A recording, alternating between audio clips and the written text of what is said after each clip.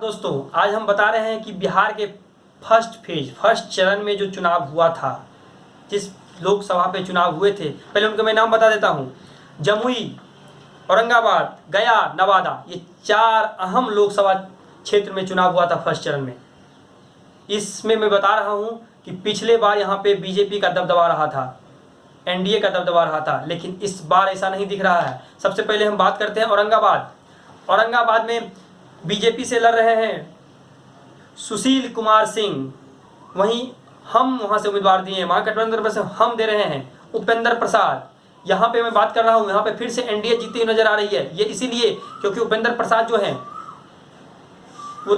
वो हमसे लड़ रहे हैं। यहाँ औरंगाबाद में तेज प्रताप यादव भी बागी होकर के वहाँ पे एक कैंडिडेट उतारे हैं, तो वहाँ कहीं न कहीं से खमियाजा भुगतना पड़ रहा है महागठबंधन को, और यहाँ से आगे निकल रहे हैं औरंगाबाद से बीजेपी के सुशील कुमार सिंह।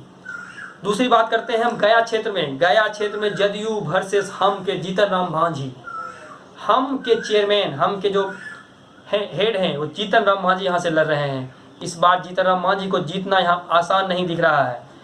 यहाँ पर बहुत कांटे की टक्कर है, और ग्राउंड रिपोर्ट के मुताबिक यहाँ पे जीतन राम मांझी कांटे की टक्कर में हारते हुए नजर आ रही है, लेकिन यहाँ कुछ भी हो सकता है। मैंने यहाँ से पहले भी सर्वे किया था, उसमें जीतन राम मांझी हार दिख रही थी, और इलेक्शन के बाद भी यही दिख रहा है कि जीतन राम मांझी वहाँ से हार रहे हैं। बहुत कम वोटरों से हारेंगे, लेकिन हार दिख रही है। अब कुछ इंटरनल गुप्त वोट होते हैं, उसके अनुसार कुछ भी हो सकता है, लेकिन यहाँ पर कहीं न कहीं महागठबंधन की करारी हार देखने को मिल रही है। आते हैं नवादा क्षेत्र। नवादा में हमने दिखाया था चंदन कुमार जो एलजेपी से थे, उनकी जीत दर्ज हो रही थी, लेकिन इलेक्शन के बाद यहाँ पे राज बल्लभ जी जो कि सेक्स स्कैंडल में फंसे थे, अभी जेल में है, उनकी बीवी लड़ रही है, बीभा देवी आरजेडी कैंडिडेट हैं। यहाँ से इनके गलत छवि होने के कारण यहाँ पे आरजेडी फिर से हार नजर आ रही है यहाँ पर। तो मतलब 3 लोकसभा क्षेत्र में कहीं कहीं एनडीए आगे दिख रही है। सिर्फ एक जगह गया जहाँ पे जीतन राम मांझी 50-50 में बटी हुई है, लेकिन यहाँ पे बीजेपी का एनडीए कैंडिडेट जदयू सो जो है विजय कुमार मांझी जी, वो कहीं न कहीं आगे दिखते नजर आ रहे हैं।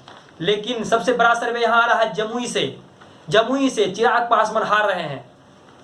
चिराग पासवान जमुई से हार रहे हैं, वो इसीलिए हार रहे हैं क्योंकि वो 5 साल में अपने क्षेत्र नहीं आए, जो कि वहाँ पे बहुत सारा विरोध का सामना करना पड़ा। लोग वहाँ पे उनको गाली देने पे उतारू हो गए थे।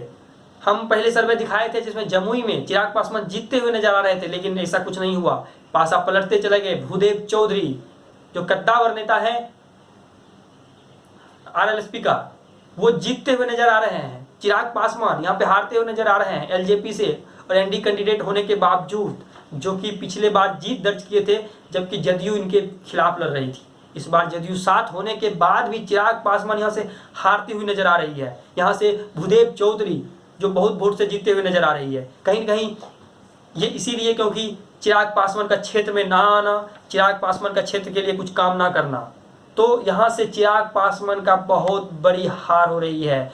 एलजेपी का जो अध्यक्ष हैं रामविलास पासवान, उनके लाडले चिराग पासवान हारते हुए नजर आ रही है। तो यहाँ से 4 सीट पर से 3-1 से बीजेपी आगे है, एनडीए 3-1 से आगे है। 3 आप अगर बोले तो गया क्षेत्र से मांझी निकल सकते हैं अगर गुप्त वोट हुए हैं, तो कहीं ना कहीं आप बोल सकते हैं आप यहाँ से 2-2 के बराबरी पे है महागठबंधन। मतलब यहाँ पे इस बार बीजेपी को बिहार फतह करना इतना आसान नहीं आ रहा। फर्स्ट चरण में 2-2, तो सेकेंड चरण में 4-1, वो भी एक जो है भागलपुर लोकसभा क्षेत्र फंसा हुआ है। अगर भागलपुर भी महागठबंधन हारते हैं तो 5-0 से क्लीन स्वीप करेंगे महागठबंधन यहाँ पे बीजेपी को। और आगे भी हम जो फेज होंगे उसके बारे में बताते रहेंगे। आप हमसे जुड़े रहें। धन्यवाद।